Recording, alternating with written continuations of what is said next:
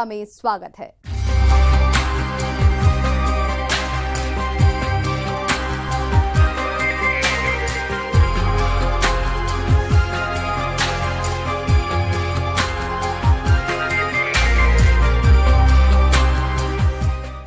किसान फसलों से अधिक पैदावार लेने के लिए विभिन्न उर्वरकों का उपयोग करते हैं, लेकिन किसानों को चाहिए कि आप फसलों में घुलनशील उर्वरकों का प्रयोग करें, जिससे उर्वरकों का तो सही उपयोग होगा ही, साथ ही खर्च में भी काफी कमी आएगी। तो आप किस प्रकार से करें घुलनशील उर्वरकों का प्रयोग, इस बारे में जानकारी दे रहे हैं कृषि विज्ञान केंद्र टांकरड़ा के मृदा विशेषज्ञ टीपी सिंह।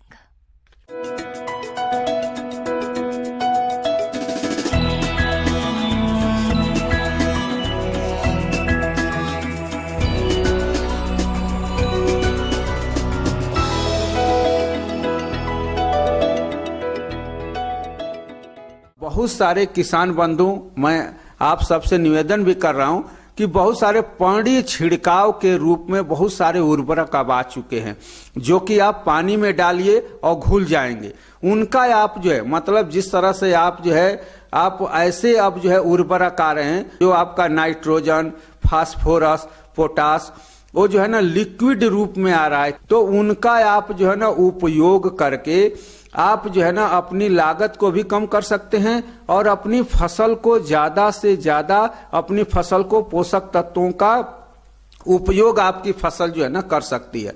तो उससे पानी छिड़काव के माध्यम से आपकी जो है ना उर्वरक जो है वो भी आपको जो है ना बचेगा, उसका लॉस जो होता है वो भी जो है आपको बचेगा और आपको उसका फायदा भी ज्यादा मिलेगा। और पानी छिड़काव वाले जो उर्वरक हैं किसान बंधुओं, उनको तो बहुत सारे किसान बंधु जिस तरह से हमारे राजस्थान में या हमारे जो है कहीं भी जिस तरह से हमारे जो किसान हैं, किसी भी जो है क्षेत्र के किसान हैं, ड्रिप के माध्यम से भी जो है ना किसान उनका जो है ना उपयोग कर सकता है। तो उससे क्या होगा कि आपकी जो है ना लागत जो है कम होगी, कम जो है उर्वरक ज्यादा एरिया में आप जो है ना उपयोग कर सकते हैं।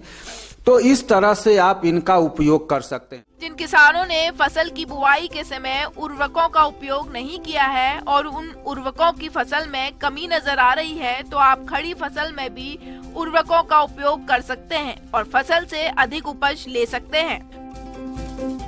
अभी जिस तरह मान लीजिए कि तेलीय फसल है किसान बंधुओं, तो तेलीय फसलों में सल्फर का बहुत बड़ा जो है महत्वपूर्ण योगदान होता है। तो उसके लिए आप क्या कीजिए, यदि आप बिजाई के समय में जो है सल्फर का जिस तरह से स्रोत है आपका जिप्सम, यदि आप उसको बिजाई के समय दे दिए हैं तब तो ठीक है। यदि आप उसको नहीं दिए हैं, घुलनशील सल्फर आता है, जिस तरह से मैं पानी छिड़काव की बात कर रहा हूं, आप उसको क्या कीजिए कि आप जो है ना पहली सिंचाई और दूसरी सिंचाई, तीसरी सिंचाई पर भी आप पानी छिड़काव के माध्यम से तेली फसलों में आप जो है सल्फर 80% जो घुलनशील आता है उसका उपयोग करके अपनी तेल वाली फसलों में सल्फर का आप जो है ना उपयोग कर सकते हैं। इस वजह से कि यही जो सल्फर है वो आपकी तेल मतलब आपके सरसों में तेल के मात्रा के तेल के प्रतिशत को जो है ना बढ़ाएगा। अब आप जानते हैं किसान बंधुओं, बहुत जगह ये व्यवस्था हो गई है कि आपके सरसों में पहले तेल का प्रतिशत देखा जाएगा, उसके बाद जो है आपके जो है ना सरसों का रेट जो है निर्धारित किया जाएगा। तो सल्फर जो है तेली फसलों में बहुत बड़ा जो है योगदान है। तो तेली फसलों में तो सल्फर का उपयोग करें ही करें। उसके अलावा ये सल्फर तो हमारा द्वितीयक मुख्य पोषक तत्व है, तो इसका तो आपको उपयोग करना ही करना। आप हर फसल में कीजिए, रबी की फसल में कोई भी आप फसल लगा रहे हैं तो सल्फर का उपयोग आप अवश्य करें। फसलों में घुलनशील उर्वरकों का उपयोग करने से किसानों को बहुत से फायदे हैं। घुलनशील उर्वरकों की कम मात्रा में आवश्यकता रहती है, फसल को आसानी से मिल जाते हैं। घुलनशील उर्वरक आसानी से उपलब्ध हो जाते हैं। उर्वरकों को कहीं भी आसानी से लाया ले जाया जा सकता है।